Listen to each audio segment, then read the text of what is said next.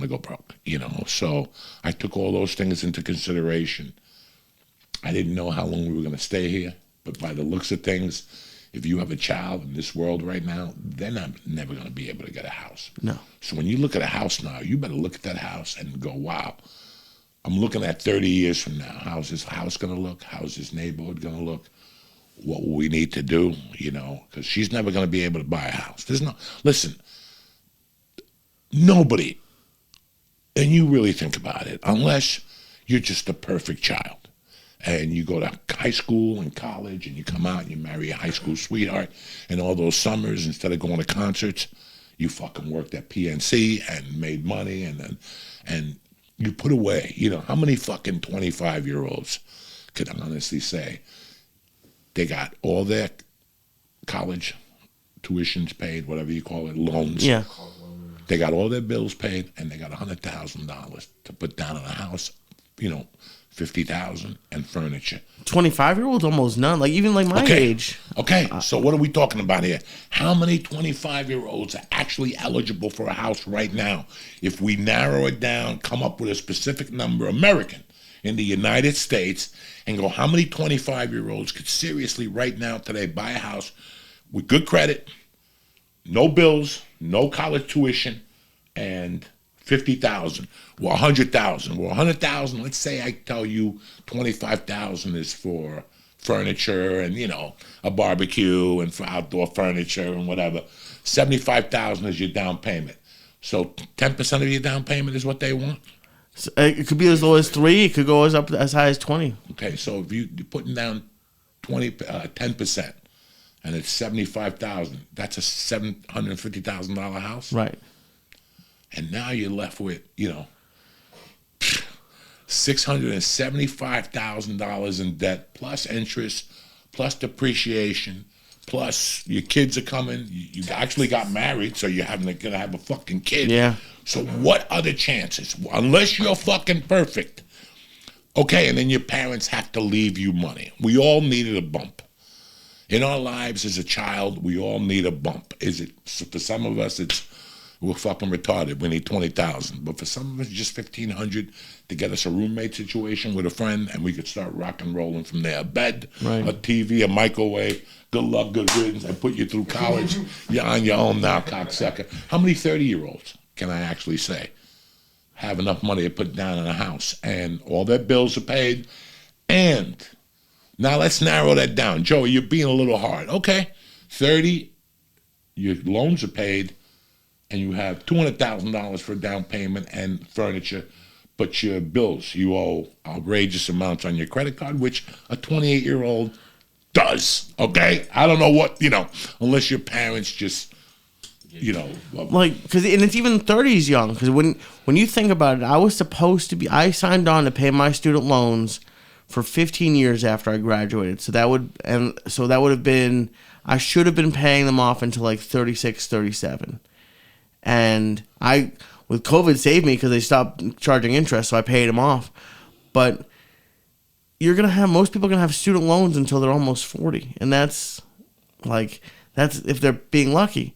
And yeah, like you can save shit, but then I was going to ask you, as someone who went through hard times, if you're trying, do you think usually just kind of work out in some sense? Do you think it might not be like the biggest house, but do you think stuff will work out eventually? If you it might not be when you want it. At the age of 45, even after I overhauled my life and got clean on cocaine and I was on my way, I was still 3, 4, 5 years away from getting debt free. I never thought I saw the end of that because I had an outstanding child support. And it was revolving. It was like an American Express card. So even though I'd pay the $635, when I got the bill, there was $20 higher every fucking week. So I never knew. I was like, this is never going to end. And when you think about it, it makes you want to jump out a window. When you think about your bills and how you're going to get them situated, it makes you want to jump out a fucking window. Okay? That's the truth. That's at any age. I know I felt like shit. And that's why I took paying bills so important. You got to pay your bills. Yeah. You got to pay your bills because that shit will follow you. I've seen it. As a car salesman, I saw kids come in when they were 30 and go, I'm here to buy a car. And guess what? They had perfect credit. But when they were in a sorority or a fraternity, they didn't pay their water bill for a year. You can't sell you a car. That just jocked up your fucking interest payment, to 9 instead of 4. You know what I'm saying? Like something like that. So, these are all these things that you come in with. So I never fucking saw the end of this. I sold a show, and they gave me a lump sum of money, and that took care of some of that shit. Over the years, when like the Joey Karate videos, I got a deal. So whenever I got a deal, I would take a certain amount and just pay a lump chunk. And I would send it and go, why am I sending that? Like, I'm never going to get ahead. Just because I paid them off, I got 80 other people at my door.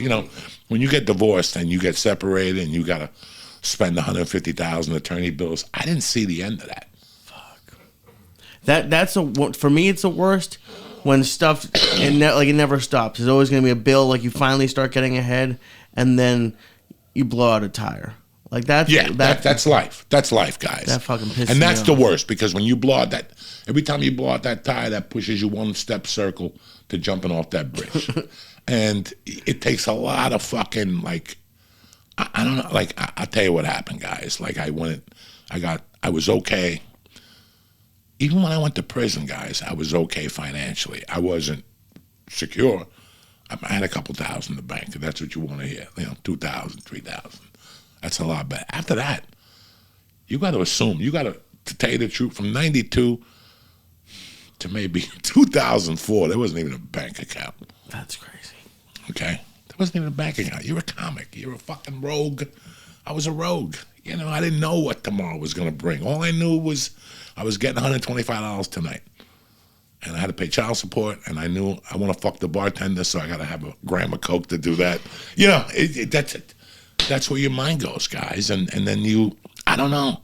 But I never saw myself getting out of debt. But I did. Every time I got something, I paid something. You got to remember, I owed $100,000 easy on attorney bills.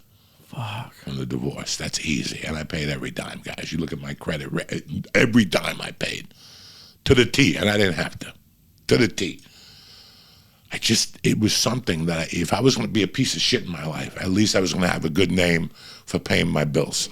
That's the least you could do, Joe. Just because one part of your life is shitty, at least one other part of your life could be decent, and that's why I paid my bills. But since we're on the subject, when I left Boulder, Colorado, June 29th,